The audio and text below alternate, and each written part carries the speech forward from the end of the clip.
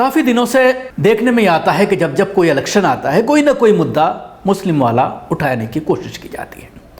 ज्यों-ज्यों अब लोकसभा इलेक्शन करीब आ रहे हैं उसके साथ ही 2 राज्यों के इलेक्शन बिल्कुल सर पर हैं और गुजरात, हिमाचल का ऐलान हो चुका है, गुजरात का भी 2-4 दिन के अंदर ऐलान हो जाएगा। तो ऐसे में अब कॉमन सिविल कोड का जिन निकालने की कोशिश की जा रही है। एक जनहित याचिका सुप्रीम कोर्ट में कॉमन सिविल कोड को लेकर दाखिल की गई थी, जिसमें केंद्र सरकार से जवाब तलब किया गया था, हलफनामा मांगा गया था सुप्रीम कोर्ट के जरिए कि वो अपनी बात कोर्ट में रखे, जिसमें मुसलमानों के हक में कहा जा सकता है सिविल कोड के हक में सुप्रीम कोर्ट ने हलफनामा दाखिल किया है और ये कहा है कि कॉमन सिविल कोड जो है वो लागू नहीं किया जा सकता। यानी तमाम मजहबी, चाहे वो हिंदू मैरिज एक्ट हो या मुसलमानों का मुस्लिम पर्सनल लॉ हो या उसके अलावा कबाइलों के बहुत सारे पर्सनल लॉज हैं जिनको लागू किया गया है, सुप्रीम कोर्ट उनको मानता है, हमारा जो न्याय व्यवस्था है उसको मानती है।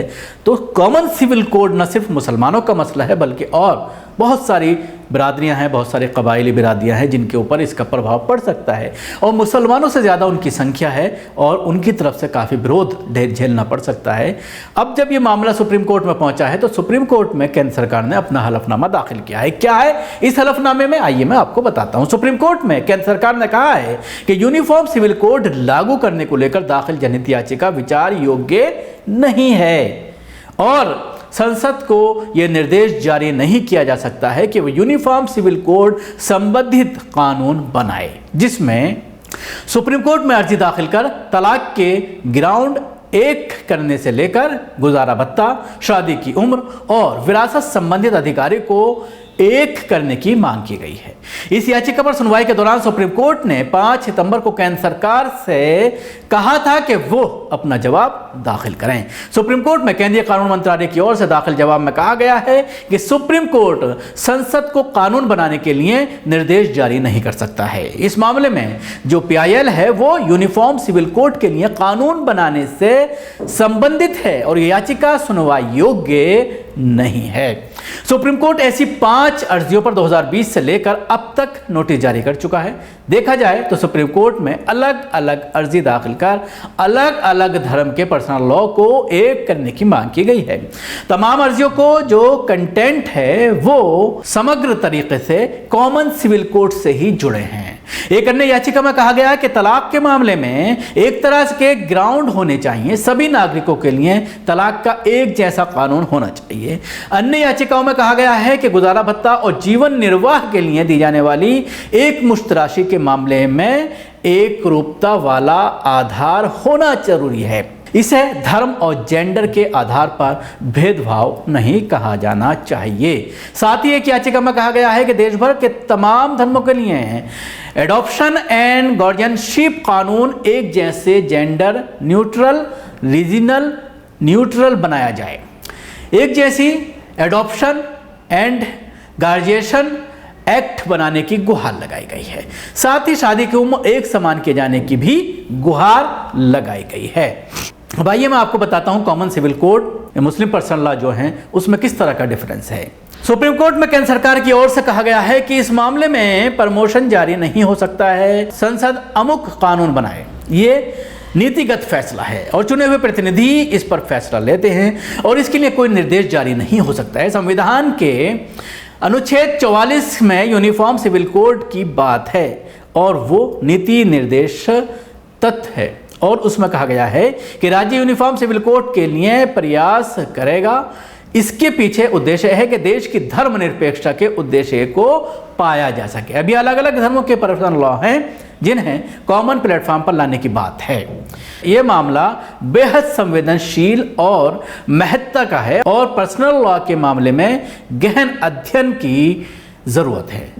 मिनिस्ट्री ने कोर्ट को जवाब दिया है कि सरकार इसको लेकर सजग और सचेत है और 21वीं लॉ कमीशन मामले को विस्तार से देख रहा है। इस मामले में तमाम पक्षों से जवाब मांगा जा रहा था, लेकिन कमीशन का कार्यकाल 31 अगस्त 2018 को खत्म हो गया था। अब 12वीं लॉ कमीशन के सामने मामला आएगा। गौरतलब है कि याची अश्विनी उपाध्याय ने यूनिफॉर्म सिविल कोड से संबंधित मामले में हाई कोर्ट में पेंडिंग है, उसे भी सुप्रीम कोर्ट में ट्रांसफर करने की गुहार लगा रखी है। दरअसल दिल्ली हाई कोर्ट में भी यूनिफॉर्म सिविल कोड लागू करने को लेकर याचिका दायर की गई है, जो अभी पेंडिंग है।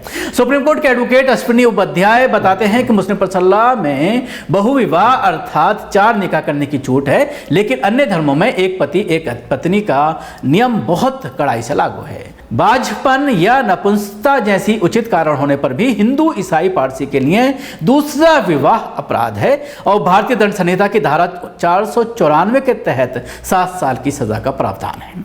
विवाह की न्यूनतम उम्र भी सबके लिए एक समान नहीं है। मुस्लिम लड़कियों की वयस्कता की उम्र निर्धारित नहीं है और माहवारी शुरू होने पर लड़की को निकाह योग्य मान लिया जाता है, इसलिए 11-12 वर्ष की उम्र में भी लड़की का निकाह किया जा सकता है, जबकि अन्य धर्मों में लड़कियों की विवाह की न्यूनतम उम्र 18 वर्ष और लड़के की विवाह की न्यूनतम उम्र 21 वर्ष है।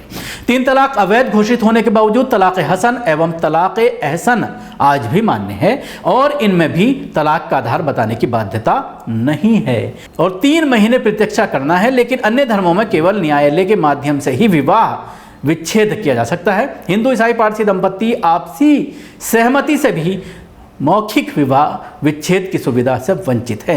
मुस्लिम कानून में मौखिक वसीयत एवं दान मान्य है, लेकिन अन्य धर्मों में केवल पंजीकृत वसीयत एवं दान ही मान्य है।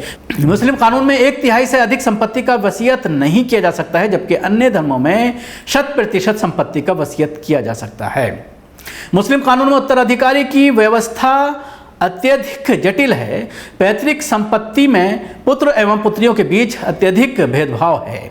अन्य धर्मों में विवाह पूर्व अर्जित संपत्ति में पत्नी के अधिकार अपरिभाषित है और उत्तराधिकार के कानून बहुत जटिल हैं। विवाह के बाद पुत्रियों के पैतृक संपत्ति में अधिकार सुरक्षित रखने की व्यवस्था नहीं है और विवाह के बाद अर्जित संपत्ति में पत्नी के अधिकार की परिभाषा भी तय नहीं है। विवाह विच्छेद तलाक का आधार भी सबके लिए एक समान नहीं है। व्यभिचार के आधार पर मुस्लिम अपनी बीवी को तलाक दे सकता है, लेकिन बीवी अपने शौहर को तलाक नहीं दे सकती। हिंदू, पारसी और ईसाई धर्म में तो व्यवहारिक तलाक का ग्राउंड ही नहीं है। कोढ़ जैसी लाइलाज बीमारी के आधार पर हिंदू और ईसाई धर्म में तलाक हो सकती है, लेकिन पारसी और मुस्लिम धर्म में नहीं। कम उम्र में विवाह के आधार पर हिंदू धर्म में विवाह विच्छेद हो सकता है, लेकिन पारसी, ईसाई, मुस्लिम में यह संभव नहीं है। गोद लेने का नियम भी हिंदू, मुस्लिम, पारसी, ईसाई के लिए अलग अलग है। मुस्लिम गोद नहीं ले सकता और अन्य धर्मों में भी पुरुष प्रधानता के साथ गोद व्यवस्था लागू है। तो देखा किस तरह से केंद्र सरकार इस पूरे मामले में अभी तक ये नज़र आ रहा है कि वो ये नहीं चाहती कि कॉमन सिविल कोड को देश में लागू किया जाए। उसका विरोध किया गया है और याचिका को खारिज करने की गुजारिश की गई है। अगर आपने अभी तक हमारा चैनल सब्सक्राइब नहीं किया है तो अभी कर लें, उसके साथ ही बेल आइकन जरूर दबाएं। अगर आप ये वीडियो फेसबुक पर देख रहे हैं तो पेज को लाइक करें, उसके साथ ही फॉलो भी करें। धन्यवाद।